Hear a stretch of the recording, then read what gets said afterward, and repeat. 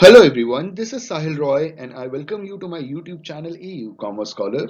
Today's topic is distinction between expansion of supply and increase in supply. जी हाँ दोस्तों, आज हम बात करेंगे एक बहुत ही कंफ्यूजिंग टॉपिक के बारे में जो है एक्सपेंशन ऑफ सप्लाई और इंक्रीज इन सप्लाई। ये दोनों सप्लाई से रिलेटेड ऐसे टॉपिक है ना जिसमें बहुत कंफ्यूजन होता है। एक शॉर्ट वीडियो है, तीन बेसिक डिस्टिंक्शन के पॉइंट्स हैं, इसे लास्ट तक जरूर देखिएगा, आपके सारे डाउट्स क्लियर हो जाएंगे। So let's get started. हमारा टॉपिक है distinction between expansion of supply and increase in supply. अगर इस वीडियो से कुछ सीखने को मिले तो लाइक जरूर कीजिएगा। ये शुरुआत करते हैं। जो हमारा पहला डिस्टिंक्शन है वो हमें ये बताता है कि expansion of supply refers to a larger quantity being supplied at a higher price of the commodity. मतलब आप समझ रहे हैं, इनके कहने का मतलब ये है कि जब किसी एक पर्टिकुलर कमोडिटी की प्राइस बढ़ जाती है ना, इंक्रीज हो जाती है, हायर प्राइसेस पे आ जाता है, बढ़ जाता है ना रेट, तो जो सप्लाई इंक्रीज की जाती है सप्लायर या प्रोड्यूसर द्वारा, उसे एक्सपेंशन ऑफ सप्लाई कंसीडर किया जाता है। ठीक है, आप समझ रहे हैं। प्राइस बढ़ गया लेकिन बाकी सारे फैक्टर्स जो सप्लाई के हैं वो कांस्टेंट हैं। ठीक। अब इंक्रीज इन सप्लाई में क्या कहा है? इंक्रीज इन सप्लाई में इन्होंने बोला कि it refers to a larger amount being supplied at the same price. मतलब समझ रहे हैं आप, यहाँ पे इन्होंने सेम प्राइस की बात बोली है, मतलब यहाँ पे प्राइस कांस्टेंट है लेकिन जो बाकी के फैक्टर्स ऑफ सप्लाई है ना, वो चेंजेस हो रहे हैं। उनकी चेंजेस, उनमें कुछ चेंजेस आने की वजह से जब सप्लाई बढ़ जाती है ना तो उसे इंक्रीज इन सप्लाई कंसीडर करते हैं। ठीक है, तो एक बार कंक्लूड कर दें, एक्सपेंशन ऑफ सप्लाई तब होता है जब किसी भी एक पर्टिकुलर कमोडिटी की खुद की प्राइस बढ़ जाती है, उसकी वजह से जब सप्लाई बढ़ती है तो उसे हम एक्सपेंशन ऑफ सप्लाई कहते हैं। बाकी सारे फैक्टर्स कांस्टेंट रहते हैं।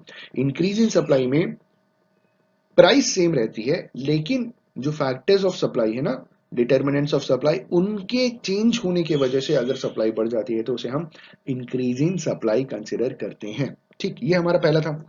दूसरे में कह रहे हैं कि expansion of supply is due to a rise in the own price of the commodity. Expansion of supply तभी होता है जब एक पर्टिकुलर कमोडिटी की खुद की प्राइस जब बढ़ जाती है तो एक्सपेंशन ऑफ सप्लाई होता है। इंक्रीज इन सप्लाई में कह रहे हैं कि it results from the changes in factors other than the own price of the commodity. मतलब समझ रहे हैं, जैसे हमने लास्ट पार्ट में देखा ना, यहाँ पहले वाले डिस्टिंक्शन में कि प्राइस तो सेम है, तो जब प्राइस चेंज है, सॉरी, जब प्राइस सेम है तो मतलब प्राइस कांस्टेंट है, तो कुछ ना कुछ तो चेंज होने की वजह से ना सप्लाई बढ़ रही है। तो इन्होंने बोला कि प्राइस तो सेम है, ठीक है, लेकिन कहाँ चेंज आ रहा है? Changes in the factors. जो सप्लाई की फैक्टर्स है ना, डिटर्मिनेंट्स ऑफ सप्लाई, उसमें अगर चेंजेस आ रहे हैं तो यहाँ जब सप्लाई बढ़ जाती है तो उसे हम इंक्रीज इन सप्लाई कंसीडर करते हैं। ठीक है, बाकी इंक्रीज इन सप्लाई में खुद की प्राइस कांस्टेंट रहती है और एक्सपेंशन ऑफ सप्लाई में सारी डिटर्मिनेंट्स ऑफ सप्लाई सेम रहते हैं लेकिन खुद की प्राइस बढ़ जाती है। ठीक है। और तीसरा जो डिस्टिंक्शन है वो हमें ये बता रहा है कि expansion of supply involves an upward movement along the same supply curve. तो जो एक्सपेंशन ऑफ सप्लाई है वो क्या है कि जो हमारा सप्लाई कर्व बनता है ना, उसमें एक अपवर्ड मूवमेंट आता है along the same supply curve, उसमें कुछ चेंजेस नहीं आते, वो और ऊपर की ओर बढ़ना शुरू हो जाता है। इंक्रीजिंग सप्लाई में इन्होंने बोला it leads to a rightward shift of the supply curve. अब इंक्रीजिंग सप्लाई में जो सप्लाई कर्व है वो राइट डायरेक्शन की तरफ शिफ्ट हो जाता है। आई होप एंड बिलीव कि एक्सपेंशन ऑफ सप्लाई और इंक्रीज इन सप्लाई में जो डिफरेंस है वो आपको क्लियर हो गया होगा। Thank you for watching this video. Have a good day and all the best for your examinations.